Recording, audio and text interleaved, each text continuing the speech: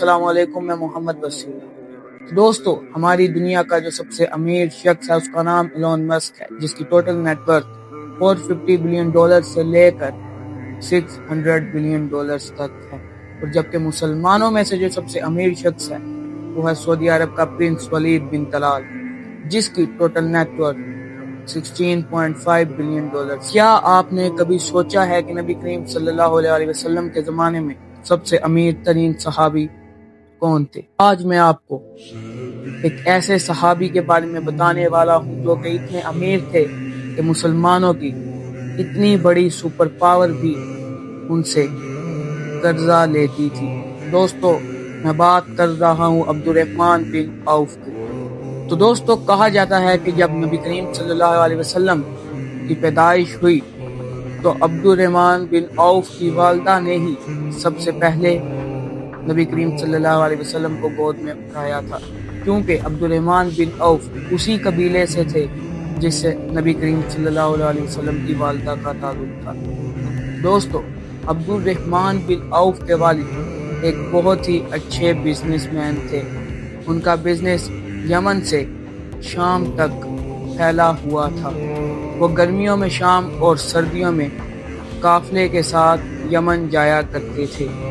एक बार उनके काफले पर कुछ लोगों ने हमला किया और अब्दुर्रहमान बिन औफ के वालिद और उनके दोस्त को शहीद कर दिया। इसके बाद अब्दुर्रहमान बिन औफ बनु ज़ोहरा कबीले के सरदार यानी अपने कबीले के सरदार बने।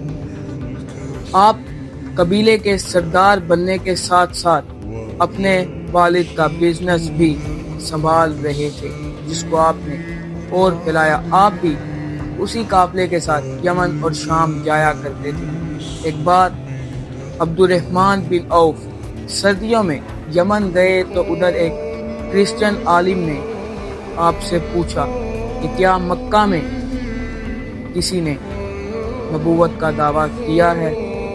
तो अब्दुर्रहमान बिन औफ ने कहा, बिल्कुल नहीं, मक्का में किसी ने अभी तक कोई नबूवत का दावा नहीं किया। इसके बाद अगले साल फिर आप यमन गए तो उस क्रिश्चियन आलिम ने फिर यही सवाल पूछा कि क्या किसी ने नबूवत का दावा किया? आपने फिर यही जवाब दिया, बिल्कुल नहीं किया। इसके बाद तीसरी बार जब आप यमन गए तो उस क्रिश्चियन आलिम ने फिर कहा कि अब क्या किसी ने नबूवत का दावा किया है? तो अब्दुर्रहमान बिन औफ ने कहा, बिल्कुल नहीं, अभी तक तो अरब में कोई ऐसी बात नहीं हुई। इसके बाद उस क्रिश्चियन ने कहा, अब तो वो वक्त आ गया है कि अल्लाह ताला अपना नबी किसी न किसी को बनाएगा। आखिरी नबी के आने का वक्त तो आ गया है। इसके बाद अब्दुर्रहमान बिन औफ जब मक्का वापस आए तो उन्होंने ये सारी बात अपने दोस्त हजरत अबू बकर सिद्दीक को बताई, जिन्होंने उनको नबी करीम सल्लल्लाहु अलैहि वसल्लम से मिलवाया कि ये ही हमारे आखिरी नबी हैं। आप जब सर्दियों में तीसरी बार यमन गए तो उससे कुछ देर पहले ही अल्लाह ताला ने नबी करीम सल्लल्लाहु अलैहि वसल्लम पर पहली वही नाज़िल फरमा दी थी। तो दोस्तों, अब्दुर्रहमान बिन औफ ने उसी वक्त इस्लाम कबूल कर लिया, लेकिन आपने उस वक्त इस्लाम कबूल किया जब कुफारे मक्का मुसलमानों पर जुल्म कर रहे थे। मुसलमान उस वक्त बहुत ही कम तादाद में थे।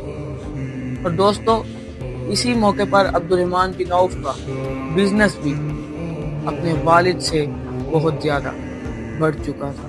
इसके बाद नबी करीम सल्लल्लाहु अलैहि वसल्लम ने नए मुसलमानों को इथियोपिया की तरफ जाने का हुक्म दिया कि वहाँ का बादशाह बहुत ही रहम दिल है, वो मुसलमानों को अपने मुल्क में ज़रूर रहने की इजाज़त देगा।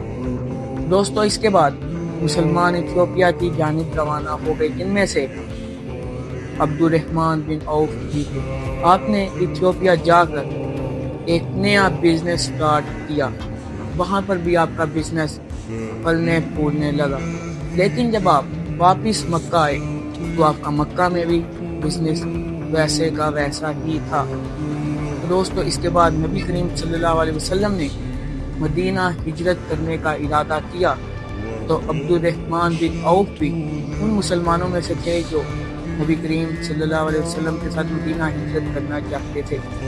تو عبد الرحمن بن عوف کو کفار مکہ نے یعنی مکہ کے بزنس مین نے یہ کہا کہ اگر آپ نبی کریم صلی اللہ علیہ وسلم کے ساتھ مدینہ جانا چاہتے ہیں تو آپ کو اپنا یہ بزنس ادھر ہی چھوڑ کے جانا پڑے گا، کیونکہ آپ کے بزنس کی وجہ سے ہی مکہ کی اکانومی سٹیبل ہے۔ تو دوستو اس کے بعد عبد الرحمن بن عوف کے پاس دو آپشنز تھے کہ وہ مکہ میں اپنا بزنس سنبھالیں اور ایک آسائشوں والی زندگی گزاریں، یا تو نبی کریم صلی اللہ علیہ وسلم کے ساتھ سب کچھ چھوڑ کے مدینہ چلے گئے۔ دوستو انہوں نے نبی کریم کے ساتھ جانا ہی بہتر سمجھا اور وہ مدینہ چلے گئے۔ نبی کریم صلی اللہ علیہ وسلم نے مدینہ ہجرت کے بعد مسلمانوں کی ایک میٹنگ بلائی جس میں وہ ایک ایک مہاجر کو ایک ایک انصار کا بھائی بنا رہے ہیں، لیکن اس کام سے پہلے آپ ضرور یہ دیکھتے تھے کہ جس شخص کا مکہ میں جیسا سٹیٹس تھا اس کو مدینہ میں ویسے ہی سٹیٹس والے شخص کا بھائی بنایا جاتا تھا۔ آپ نے عبد الرحمن بن عوف کو سعد بن ربی کا بھائی بنایا جو کہ مدینہ کے سب سے امیر آدمی تھے۔ سعد بن ربی جب عبد الرحمن بن عوف کو اپنے گھر لے کر گئے تو انہوں نے ان کو کہا کہ میں آپ کو اپنی دولت کا آدھا حصہ دے دوں گا۔ تو اس پر عبد الرحمن بن عوف نے یہ کہا کہ بالکل نہیں، آپ صرف مجھ پر یہ مہربانی کریں کہ آپ مجھے مدینہ کے بازار کا راستہ بتائیں۔ اس کے بعد عبد الرحمن بن عوف یہودیوں کے بازار یعنی مدینہ کے بازار میں چلے گئے، کیونکہ اس وقت مدینہ میں ایک ہی بازار تھا جو کہ یہودیوں کے کنٹرول میں تھا، کیونکہ دوستو جب بھی مدینہ میں کوئی قافلہ آتا تو یہودی پہلے ہی اس قافلے کو خرید لیتے اور پھر مسلمانوں کو مہنگی چیزیں بیچتے۔